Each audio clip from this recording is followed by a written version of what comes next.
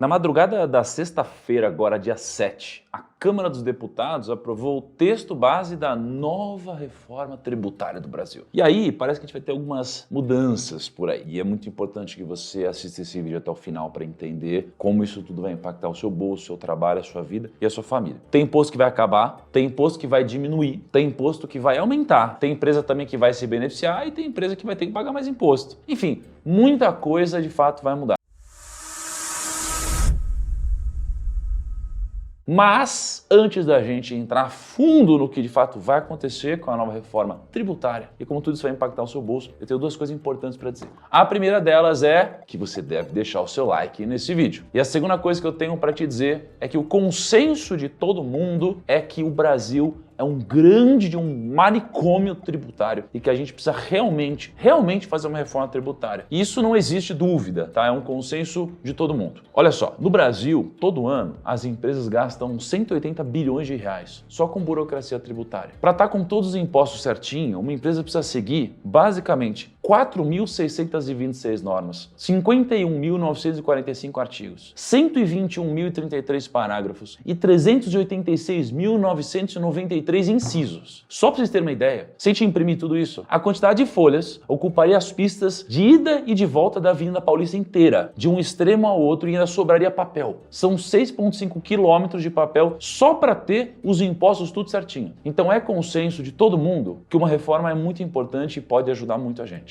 Aliás, você sabe quanto dinheiro você vai pagar em imposto ao longo da sua vida? Eu visitei um cofre com 10 milhões de reais em dinheiro físico e fui pegando nota por nota, fazendo um cálculo da vida de uma pessoa no Brasil. Então, clica nesse link da descrição ou aqui em cima em algum card para você assistir esse vídeo e você vai ficar embasbacado com a quantidade de imposto que você vai pagar ao longo da vida. Agora vamos ao que interessa de fato. Vamos dividir esse vídeo em 4 partes. O que mudou com a nova reforma, pontos positivos, pontos negativos e a minha opinião. Vamos começar. O que mudou então? Segundo o governo, a reforma não vai fazer com que o Brasil pague mais imposto no total. Mas isso não significa de fato que você vai pagar mais imposto. A ideia é que existe uma trava contra o aumento do imposto, que em 2022 foi de 33,71% do PIB. Ou seja, se houver de fato aumento de impostos em uma área, vai existir uma redução em outras áreas para equilibrar. Se o transporte pagar mais imposto, talvez saúde pague menos imposto. Se saúde pagar mais, talvez educação pague menos. Se a educação paga mais, então os medicamentos vão ficar mais baratos. É como se fosse uma grande balança que ela sempre vai ter de estar equilibrada. Isso quer dizer que no saldo final não vai mudar nada, mas talvez você pague mais ou menos imposto dependendo do seu hábito de consumo.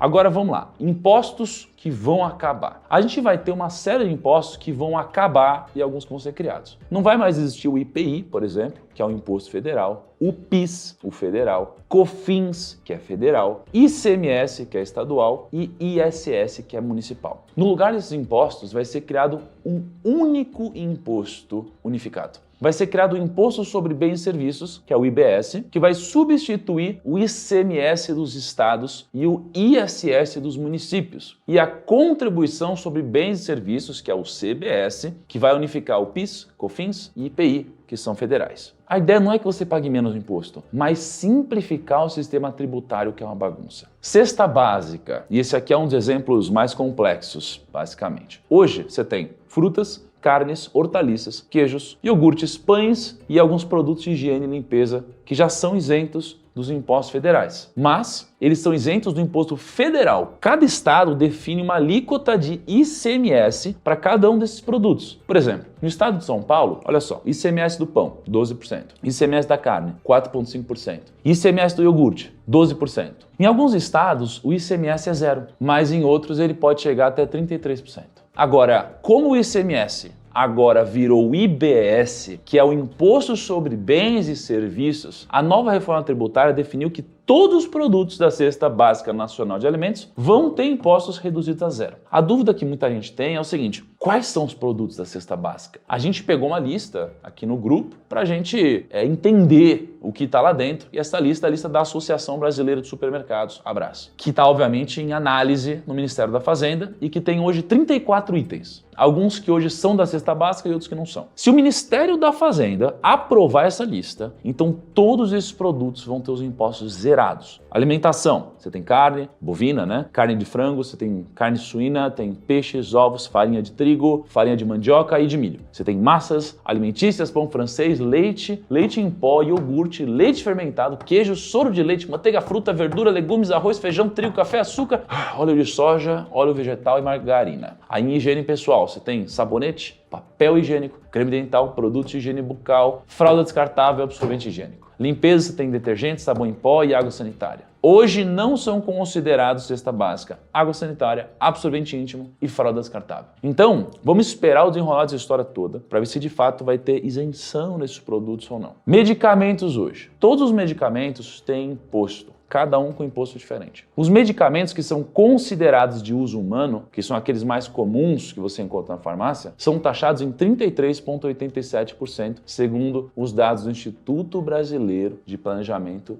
e Tributação. Agora, todos os medicamentos vão ter 50% menos imposto. Então, por exemplo, vamos supor que você compra todo mês um remédio que custa R$100. Só que esse medicamento tem 25% de imposto. Ou seja, desses R$100, você paga R$75 de remédio e 25% de imposto. Agora você vai pagar os R$75 de remédio mais R$12,50 de imposto. Ou seja, o seu remédio vai custar R$87,50 e vai ficar mais barato. Outro detalhe, alguns medicamentos específicos, como os para tratamento do câncer, vão ficar isentos de imposto. Produtos industrializados. De tudo que eu falei até agora, provavelmente a indústria deve ser a mais beneficiada com a reforma. Hoje a indústria tem várias alíquotas diferentes. Por exemplo, geladeira, 46% de imposto. Fogão, 41% de imposto. Máquina de lavar, 42% de imposto. Ar-condicionado, 48%. Liquidificador, 43%. Então, se a reforma passar e ela for considerada uma alíquota única de 25%, então vários desses produtos vão ter menos imposto e vão ficar mais baratos. Agora, fala a verdade. Até aqui tá tudo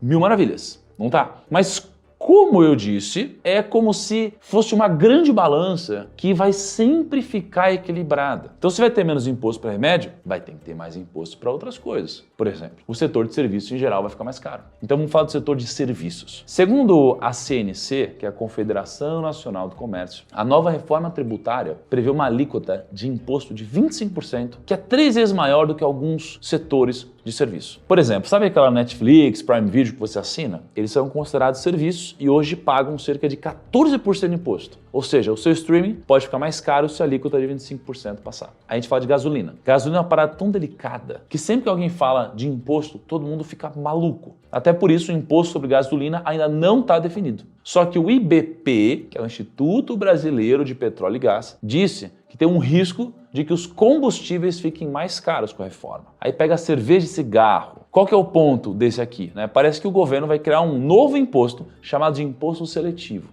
Já começa daí, que basicamente vai aumentar os impostos em tudo que seja prejudicial à saúde ou ao meio ambiente, como cigarro e bebidas alcoólicas. Mas eu fiquei pensando, hoje o cigarro já paga mais de 80% de imposto e a cerveja paga mais de 40% de imposto. Será que eles vão aumentar mesmo isso? Caraca, é muita coisa, né? Aí vamos falar de jatinhos e lanchas. A nova reforma tributária quer cobrar IPVA sobre os veículos aquáticos e aéreos. Então, se você tem um jatinho ou uma lancha, prepara o bolso porque você muito provavelmente vai pagar mais imposto. Aí você tem o imposto sobre herança. Hoje, sempre que uma pessoa falece e ela deixa alguma herança, a família precisa pagar o famoso ITCMD. É o Imposto de Transmissão Causa Mortes e Doação. E adivinha só, você vai ter que pagar mais imposto. Está sendo proposto uma espécie de progressividade do ITCMD, ou seja, determinar alíquotas maiores para valores maiores de herança ou doação. Por exemplo, hoje no estado de São Paulo, a alíquota é única de 4%. Porém, a ideia é que quanto mais grana você tenha e deixa como herança, mais imposto você paga. Se você deixar, por exemplo, R$1 milhão,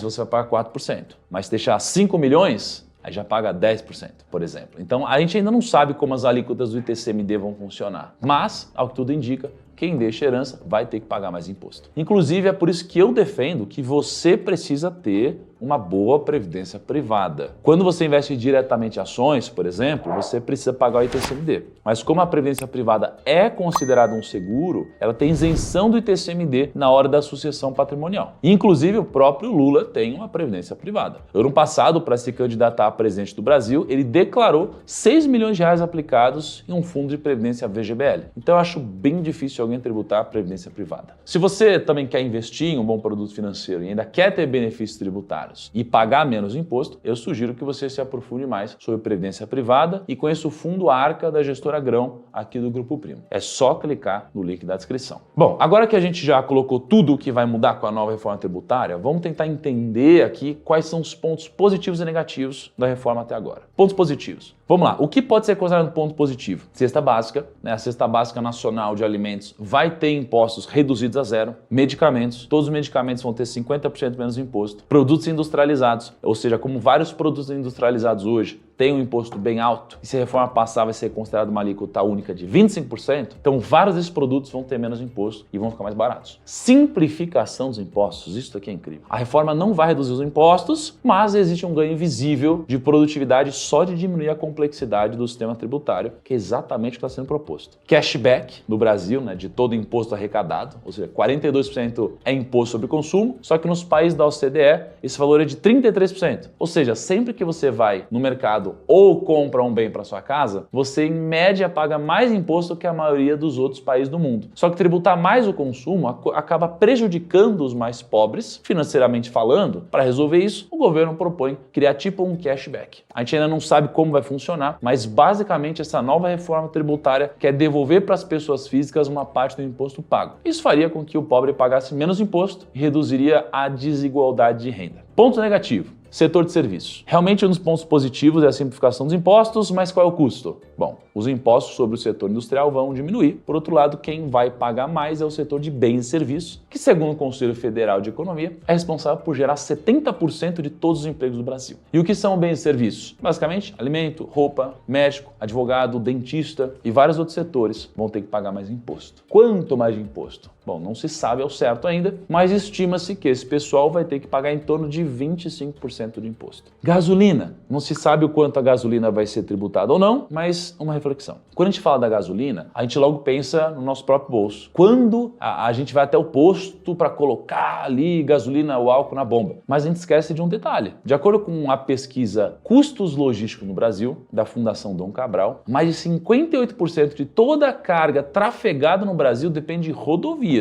Ou seja, se a gasolina ficar cara, a grande maioria dos produtos que vão de um lado para o outro pelo Brasil também ficam mais caros. Até porque como você acha que chega a comida até a sua mesa? Isso tudo é transportado pelo Brasil todo pelas rodovias. Se a gasolina sobe, os custos de transporte sobem e o preço dos alimentos e de várias outras coisas também sobe. Então é delicado aumentar o imposto sobre a gasolina, mesmo tendo um ganho de arrecadação aqui. A herança. O ponto da herança não é ser contra o imposto sobre heranças, é ser contra uma carga tributária alta. Por exemplo, se a reforma passar, o imposto sobre o consumo no Brasil vai poder ser o maior do mundo. Segundo os dados da OCDE, sobre a tributação de empresas, dentro de 111 países, o Brasil está na segunda posição do ranking que mais tributa empresas. Então talvez a solução não seja aumentar ainda mais o imposto. Aí você tem a centralização da arrecadação na União. Com a nova reforma, os estados e municípios muito provavelmente vão perder a autonomia. Por quê? Porque hoje tem alguns impostos que são pagos e vão direto para os estados e municípios. Porém, com toda a unificação dos impostos que está acontecendo, esses impostos vão deixar de existir. Isso talvez coloque o dinheiro que a gente paga em imposto na mão do governo federal. Por um lado, isso é positivo, que o governo pode mandar mais dinheiro para os estados que precisam se desenvolver, mas, por outro lado, o desequilíbrio faria algum sentido se fosse pontual, temporário. Mas isso já acontece faz tempo. Dá uma olhada nesses dados. Em 2021, o estado de São Paulo pagou 538 bilhões de reais em tributos federais e recebeu 47 bilhões. O Rio de Janeiro pagou 198 e recebeu 45. O Distrito Federal pagou 97, recebeu 25. Santa Catarina pagou 71 e recebeu 11. Por outro lado, Maranhão pagou 6 e recebeu 21. O Pará pagou 9 e recebeu 23, a Bahia pagou 23 e recebeu 34. É claro que vários estados, de fato, precisam de mais dinheiro para se desenvolver. Mas isso pode gerar uma certa indignação com quem paga mais impostos do que os outros. Por exemplo, em São Paulo, a cada 10 reais que você paga de imposto, só R$1 volta para você de alguma forma. Será que isso aqui é justo? Comenta aqui embaixo o que você acha dessa diferença. Agora eu quero dar um pouco da minha opinião. Ainda não está claro para mim se a reforma ela é benéfica ou não. Até porque o texto ainda precisa ser votado no Senado e parece que foi tudo feito meio que às pressas. Pensando mais pro lado dos investimentos, muita gente me perguntou se tem alguma regra nova e se mudou alguma coisa